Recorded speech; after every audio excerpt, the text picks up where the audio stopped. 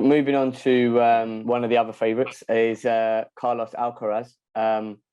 We obviously mentioned him earlier, and he's just been this season, especially on clay. He's had an absolute breakout season. He's with us. He's at threes to win the tournament itself. But do you think there is like a more sort of feared or fearsome play on the tour than Alcaraz right now? Does he see someone that when players come up against him, they might have even think that they've lost before they even step on court? I don't think so, because first of all, he's obviously young. He's playing unbelievable. He's winning on different surfaces, which is huge for a 19-year-old. But it is 5 sets, so 3 out of 5 sets. It doesn't mean that he's not going to be good in a 5-set match, but playing 3 out of 5 sets is completely different. You have to get used to it. You got to know yourself. You got to know when to push on, when to push hard, and when to let go a little bit. And by letting go doesn't mean you're not still trying to win, but you might take a few more risks, and you want to save your body because it's a long-term project winning the French Open. Of course, you have to win the match that you're involved in and do anything you can, but you also have to consider who you're playing the next day or the 2 days after. And you got to save some energy, because in the end, it is about going far and winning the tournament. Even Rafa Nadal some days has to leave it all on the court to get through the match he's involved in.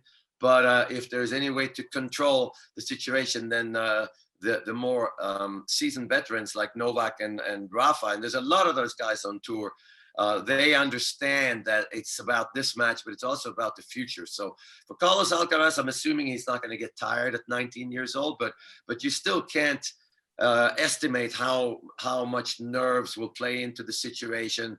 It's tough. It's not easy to understand how to run a marathon suddenly when you've only run half a marathons for your whole life. He has played a few long matches, of course, in Grand Slam, so he knows what it's like to win 1 or 2. But to be as fresh as you can be for 2 weeks in a row takes a little bit of experience and time. It is possible that he has this natural instinct, even when it comes to playing 3 out of 5 sets, that so it's not going to affect him. That is very possible.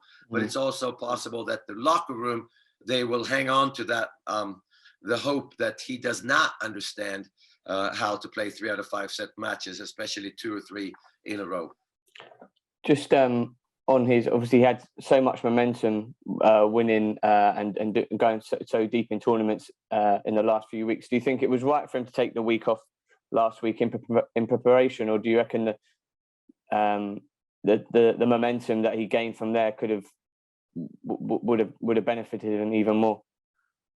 Well, the chances of him going to Rome after Madrid, winning there is going to Rome and then winning it, those chances are very, very, very small. Of course, Rafa Nadal has been doing it for years, but it's not, when you're 19, it's not just preparations for the French Open. It's you grow a long-term confidence that's going to help you even at Wimbledon. So for me, it's so individual. I mean, I think that if he could go to Rome and win 3 or 4 matches, that would be great for his confidence for the future. Not necessarily good for the French Open, but also taking the week off is good for the future. So it's such an individual thing.